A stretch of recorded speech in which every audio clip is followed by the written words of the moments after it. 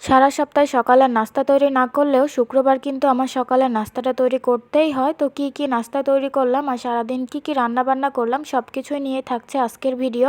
So hello everyone, আসসালামু আলাইকুম। কেমন আছেন সবাই? আশা করি সবাই ভালো আছেন। আমি আলহামদুলিল্লাহ ভালো আছি। তো সকাল থেকেই আজকের ভিডিওটা শুনলাম। সকালে উঠে তো আমি বেশ কিছু পরোটা বানিয়ে নিছি, কারণ শুক্রবার দিন হচ্ছে মুনিয়ার বাবা বাসায় থাকে আর ও হচ্ছে সারা সপ্তাহ সকালে তেমন কিছুই খায় না। এই জন্য শুক্রবার দিন চেষ্টা করি ওকে কিছু নাস্তা বানিয়ে দেওয়ার। তো পরোটা, আমার হাতের পরোটা অনেক বেশি পছন্দ করে, এই কারণে পরোটাই তৈরি করে দিচ্ছি। এখানে এই তো পরোটাগুলো কিন্তু আমি কিভাবে বানালাম সেটার ভিডিও করিনি। তো এই তো এখানে বেশ কিছু পরোটা আমি হচ্ছে বেলে নিছি, এখন জাস্ট তেল দিয়ে ভেজে নিলেই হয়ে যাবে। আর পরোটাগুলো কিন্তু খুবই সুন্দর ফুলতেছিল, আর এরকম ফুলকো ফুলকো পরোটা খেতে আসলেই অনেক বেশি মজা লাগে। সারা সপ্তাহে আসলে তেমন কোনো নাস্তা আমার তৈরি করা হয় না, কারণ মুনিয়ার বাবা নাস্তা করে না, এই কারণে আমার আর অত বেশি প্যারা নেই। যেটা রান্না করা থাকে, ভাত থাকলে ভাতই খেয়ে নেই, আমার জন্য একার জন্য আর অত বেশি নাস্তা তৈরি করি না। তো আজকে হচ্ছে সবাই মিলে যেহেতু বাসায় আসি, তো সবাই ভাবলাম যে পরোটা বানিয়ে খাই। তো এখানে কিন্তু বেশ কিছু আমি পরোটা তৈরি করে নিয়েছিলাম আর ডিম ভেজে হচ্ছে খেয়ে নিয়েছিলাম, ওইটা আর তেমন একটা ভিডিও করা হয়নি। তো চলে আসলাম কিন্তু দুপুরে রান্না বান্নায়। দুপুরে হচ্ছে মুরগির মাংস রান্না করব। তো ভাতটা এক চুলায় বসাই দিয়েছিলাম আর এক চুলায় হচ্ছে আমি মুরগির মাংস বসাইছি।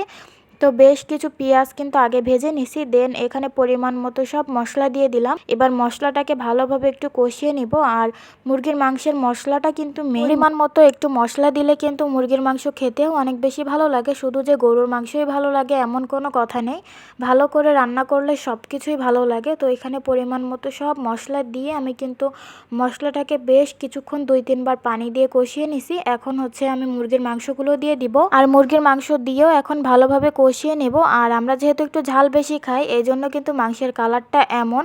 আমরা একটু বেশি ঝাল খাই অন্যদের তুলনায়, এই কারণে হচ্ছে আমার মেয়েও আমাদের তরকারি খেতে পারে না, ওকে আলাদা করে রান্না করে দিতে হয়। তবে আজকে আর আলাদা করে রান্না করিনি, কারণ হচ্ছে ভাত দিয়েছিলাম আর মুরগির মাংস আর আলু ধুয়ে দিছিলাম, ওইটা দিয়েই খেয়ে নিছে। তো ভালোভাবে কষানোর পর আমি হচ্ছে পরিমাণ মতো পানি দিয়ে দিছিলাম। আর এখানে কিন্তু বেশ কিছু আলুও দিয়েছি, কারণ আলু ছাড়া তো আমাদের চলেই না, আলু লাগবেই যে কোনো তরকারিতে।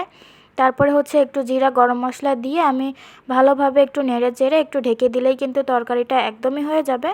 তো দুপুরে আর তেমন কিছু রান্না করিনি, এই তো মুরগির মাংস, গরম গরম ভাত, আর সাথে হচ্ছে একটু করলা ভাজি করেছিলাম, ওইটা আর ভিডিও করা হয়নি। তো মুরগির মাংসের কালারটা কিন্তু খুবই সুন্দর হয়েছে আর খেতেও বেশ মজা হয়েছিল। তো এই ছিল আজকে দুপুরে রান্না বান্না, আর দুপুরে তো এটা দিয়েই আমরা খাওয়া দাওয়া করে নিছি। দেন বিকালে একটু নুডলস রান্না করতেছিলাম, নুডলসটা হচ্ছে মুনিয়ার বাবাই রান্না করেছে। তো এখানে সবজি দিয়ে আজকে রান্না করতেছে, কোনো রকম কোনো ডিম ছাড়াই।